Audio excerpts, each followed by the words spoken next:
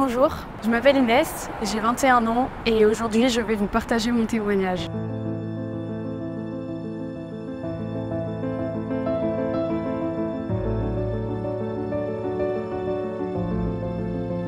Je suis l'aînée d'une famille de 5 enfants. Je viens d'une famille catholique pratiquante. J'ai vécu une enfance très heureuse. J'avais des parents qui m'aimaient très fort. Je me suis toujours très bien entendue avec mes frères et sœurs. Avec ma famille, on priait beaucoup en famille et ça m'a vraiment portée. Mais je vivais à travers la foi de mes parents. C'était une foi de procuration. Je ne connaissais pas vraiment Jésus. Au début du collège, particulièrement en 5e, je me retrouve dans un groupe de filles où ça se passe pas très bien. Je commence à recevoir des paroles de méchanceté, vraiment des paroles mauvaises. Et je vis un début de harcèlement.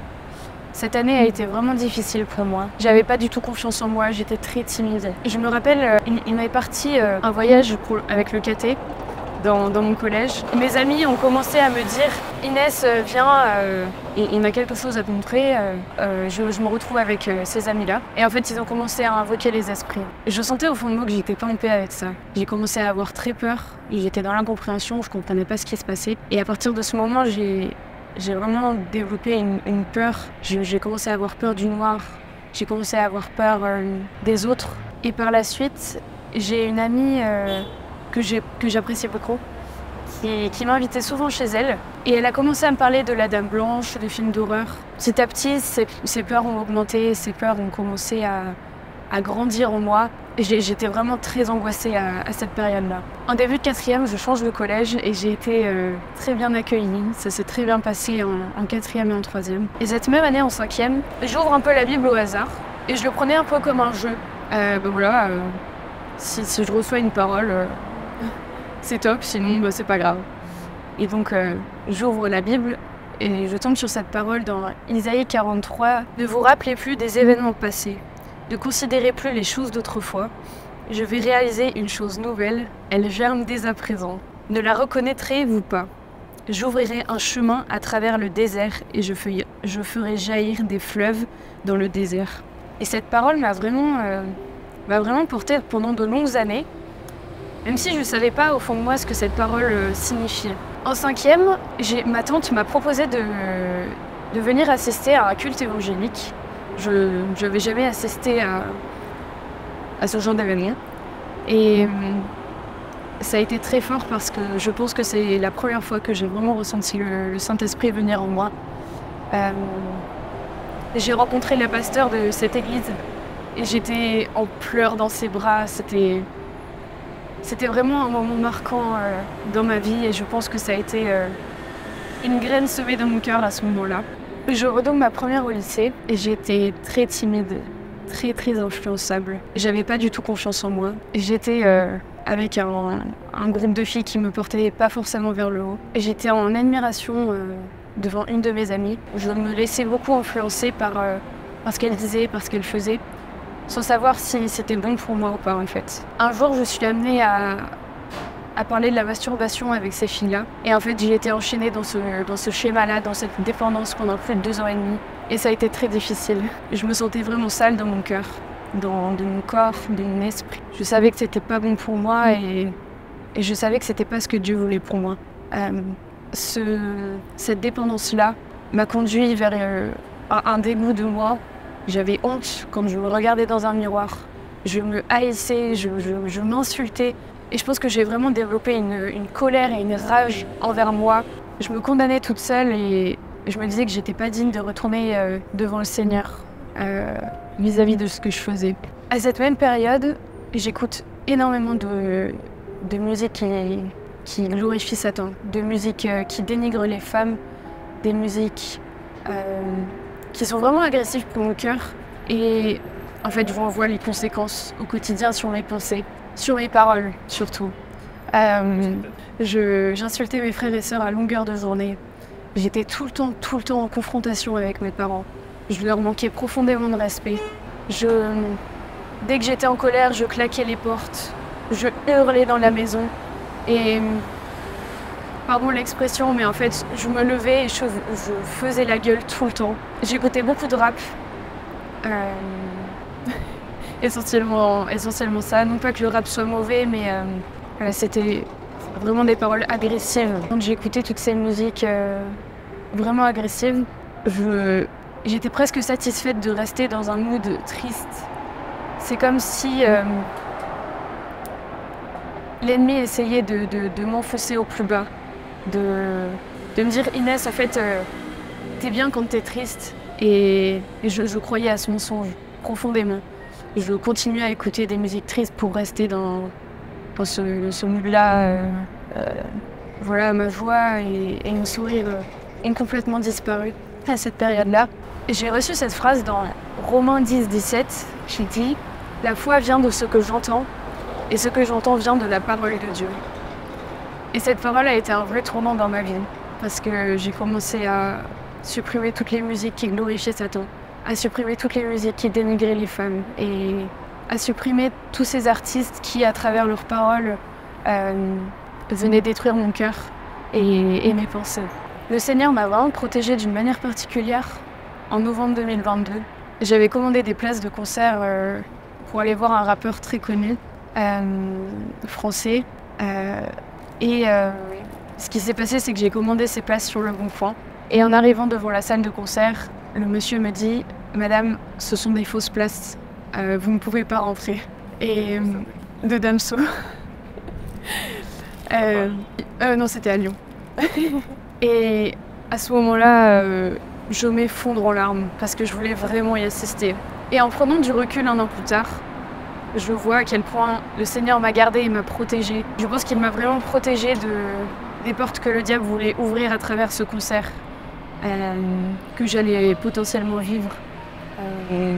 Par la suite, au début d'année 2022, je me retrouve dans une relation avec un garçon toxique. Je lui avais vraiment exprimé le souhait que je ne voulais pas aller plus loin avec lui. Et par du chantage affectif, je suis tombée dans le péché sexuel. Et je savais au fond de moi que c'était pas ce que je voulais. Je savais que le Seigneur ne voulait pas ça pour moi. Et le Seigneur m'a vraiment protégée d'une manière particulière à ce moment-là aussi. À travers un ami de mes parents qui a prévenu mes parents que cette relation devait cesser. Ça a été une réelle bénédiction pour moi. Un jour, je me retrouve dans ma salle de bain. Et en fait, je me mets à genoux. J'ai été en pleurs. Et je dis à Jésus, Jésus, délivre-moi de toutes ces dépendances. De toutes ces dépendances sexuelles qui sont en train de détruire ma vie. De détruire le regard que j'ai sur moi. De détruire peut-être le regard que j'ai sur toi aussi. Et j'ai vraiment senti une paix incroyable à ce moment-là. Jésus a vraiment libéré et brisé toutes les chaînes de dépendance qui régnaient sur ma vie pendant plus de 2 ans et demi. Ça a été une vraie libération pour moi. Le Covid arrive quelques mois plus tard et je commence à me poser beaucoup de questions sur ma foi, sur ce que la religion m'apporte. Je ne pouvais plus aller à la messe parce qu'on était confinés. Et donc petit à petit, je commence à regarder des prêches sur YouTube, à lire la Bible. Je commence à rencontrer des amis de mes parents évangéliques avec qui j'ai développé une vraie relation d'amitié. Le Seigneur a vraiment déposé des rencontres extraordinaires à cette période-là de ma vie, notamment une de mes professeurs d'anglais au lycée, avec qui j'ai pu partager des conversations vraiment enrichissantes et édifiantes. On a pu partager sur la foi. Et ces rencontres ont été vraiment édifiantes pour moi, dans le sens où, à travers leur âge et leur expérience, ils ont vraiment su m'enseigner la sagesse et m'aider à discerner où se trouvait la vérité. En fait, je crois que dans mon cœur, je ne cherchais pas une religion, mais je cherchais une relation. Je ne me sentais absolument pas nourrie spirituellement là où j'étais. J'allais à la messe que pour aller voir mes amis. Je ne grandissais pas spirituellement. Et je me disais que je ne devais pas me contenter de rester dans ma zone de confort, mais que j'étais appelée à vivre ma foi au quotidien, à la faire bouger. Et j'avais vraiment une réelle soif de Jésus à cette période-là. 2022 a été l'année la plus difficile pour moi spirituellement et émotionnellement. En 2022, je sors d'une relation avec un garçon dont j'étais très attachée. Et j'ai mis 9 mois à m'en remettre. Ça a été très difficile, émotionnellement et spirituellement durant cette année-là. J'avais vraiment le cœur brisé et à la fin de cette relation, donc le même été, quelques mois, quelques semaines après, je me retrouve en vacances à Nice avec ma meilleure amie et on sort en boîte pour la première fois. Je pense que j'étais tellement brisée dans mon cœur que je cherchais un amour ailleurs, un amour qui n'avait pas de base, un amour éphémère. Donc voilà, on sort en boîte le premier soir, un deuxième soir et je me retrouve à dormir chez des garçons que je ne connais pas. Je savais au fond de moi que ce que je faisais, c'était pas bien. Je savais au fond de moi que c'était pas ce que le Seigneur voulait pour moi. Je croyais à ce mensonge de Inès, en fait, t'es pas digne d'être aimée. J'ai continué à sortir avec des garçons sans fondement, sans base. Et en septembre, ça a été le tournant dans ma foi. J'ai commencé à lire la parole, j'ai commencé à m'accrocher à elle, à regarder des prêches sur Internet. Et en fait, c'est là que Jésus est venu me rencontrer. Et j'ai commencé à être en paix avec moi-même. Le Seigneur est venu combler mon cœur. Il est venu combler peut-être ce manque d'amour que je cherchais dans des relations éphémères, dans des relations qui ne m'apportaient rien, qui me tiraient vers le bas. En 2023, je reçois de nombreuses attaques spirituelles, que ce soit dans le réel ou dans mes songes. J'ai vraiment été confrontée au monde des ténèbres, dans mes rêves. Je priais au nom de Jésus et ces démons partaient. C'était très contradictoire. J'avais l'impression j'avais une réelle soif de Jésus. Et de l'autre côté, je sentais que l'ennemi m'attaquait de tous les côtés pour que je ne puisse pas répondre à l'appel de Dieu, à cet appel vers le baptême. Au printemps 2023, je rencontre un groupe d'amis. Au printemps 2023, je rencontre un groupe d'amis en lien avec un anniversaire. Donc, ce sont un ami d'amis. Donc, je suis intégrée dans ce groupe et je les fréquente pendant plusieurs semaines, voire plusieurs mois. Et en fait, ce groupe d'amis me porte réellement vers le bas. Je retourne dans le péché plusieurs fois. Je commence vraiment à m'éloigner de Jésus à ce moment-là. Et ça a été très difficile pour moi parce que j'avais cette réelle soif de Jésus. Et de l'autre côté, je me sentais complètement attaquée de tous les côtés. Et c'était assez difficile à gérer spirituellement, si je puis dire, de vivre toutes ces attaques dans le réel et de l'autre côté avoir cette réelle soif de Jésus.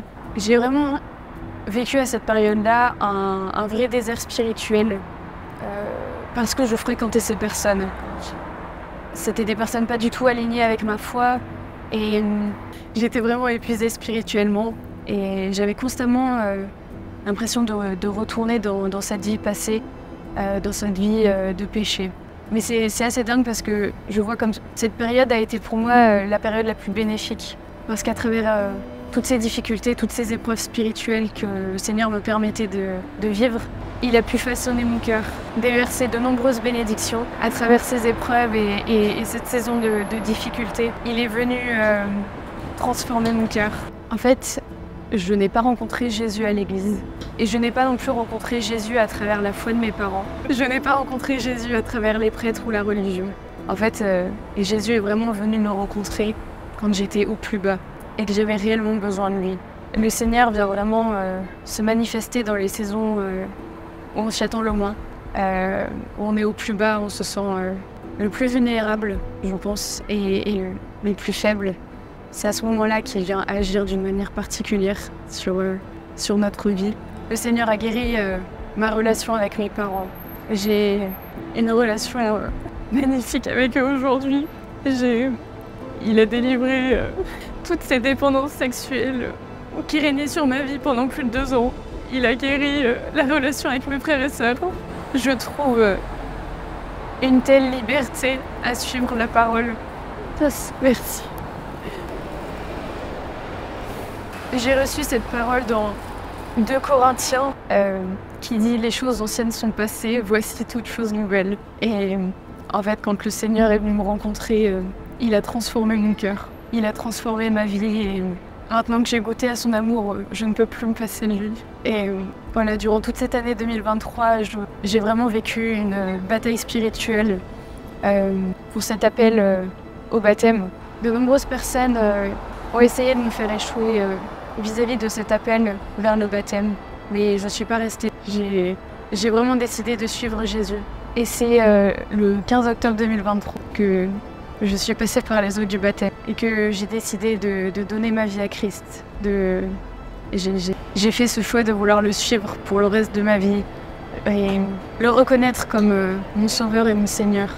Et ce témoignage-là publiquement a été, je pense, la plus belle décision que j'ai pu prendre sur ma vie. Cette parole que j'ai reçue en 5e, dans Isaïe 43, 18, 19, en fait, c'est comme une promesse que le Seigneur a accomplie sur ma vie. Et cette parole que j'ai reçue, je la comprends enfin et elle a du sens. Et le Seigneur m'a vraiment redonné ce sourire et une joie profonde que je cherchais depuis plusieurs années. Si toi aussi tu passes par des saisons difficiles ou des épreuves lourdes, en fait, je t'inviterai vraiment à avoir confiance, à toujours